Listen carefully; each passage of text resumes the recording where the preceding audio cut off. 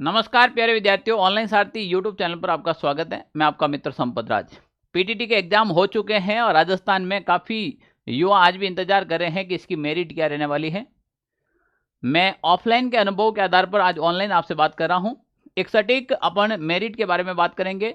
पिछली भर्ती 2023 के अंदर क्या रिजल्ट रहा था और पेपर का लेवल क्या था, और 2024 के अंदर क्या रिजल्ट रहने वाला है, और इस बार और पिछली बार पेपर के अंदर वास्तव में जमीन आसमान का फर्क कैसे था, वो अपन बात करेंगे। प्यारे विद्यार्थियों, ये 2 मिनट की वीडियो रहेगी, कंप्लीट इन्फॉर्मेशन मिलेगी। अगर आप राजस्थान में पीटीटी यानी कि बीएड और बीएसटीसी की तैयारी कर रहे हैं प्यारे विद्यार्थियों, तो आप हमारा ऑनलाइन सारथी टेलीग्राम ग्रुप जरूर ज्वाइन कीजिएगा।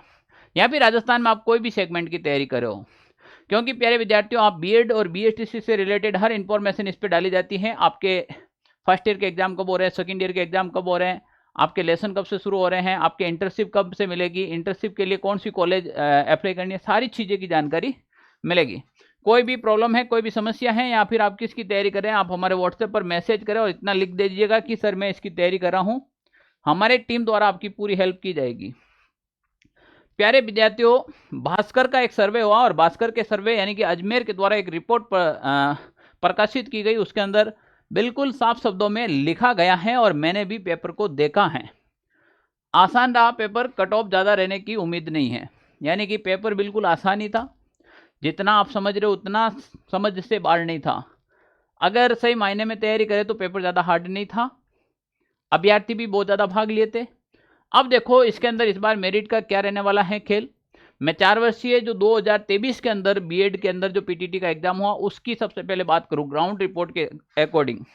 तो प्यारे विद्यार्थियों, 2023 के अंदर जनरल साइंस सब्जेक्ट की अलग मेरिट जाती है और आर्ट्स सब्जेक्ट की मेरिट बिल्कुल अलग रहती है।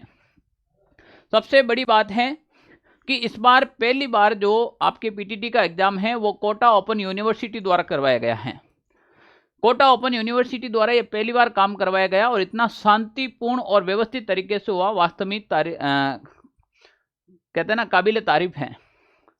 अब इस पेपर के स्टैंडर्ड को देखते हुए हम ये कह सकते हैं कि जो पिछले 2023 के अंदर जो पीटीटी की कट ऑफ रही थी, जनरल की मेल की कट ऑफ रही थी 360 और फीमेल की रही थी आपके, फीमेल की बिल्कुल आपके रही थी कितनी भाई, फीमेल की रही थी 320।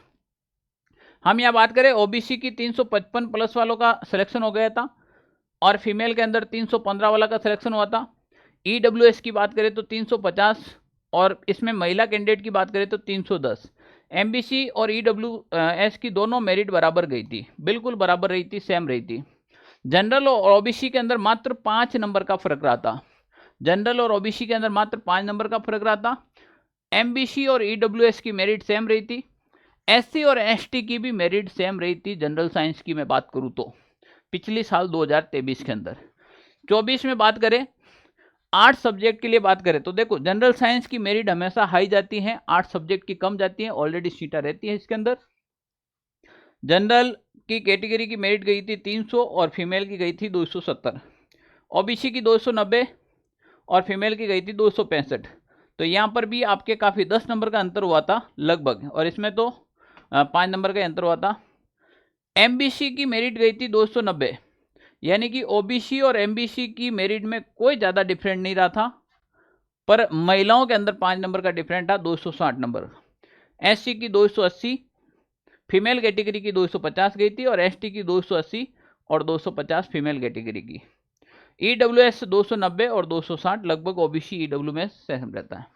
प्यारे विद्यार्थियों, अगर आपने पीटीटी का एग्जाम दिया है, आंसर की आपकी जारी हो चुकी है। अगर आपको आंसर की नहीं मिली है तो हमारे टेलीग्राम ग्रुप में जाएगा, वहाँ पर ऑलरेडी आंसर की पीडीएफ डाल चुके हैं हम।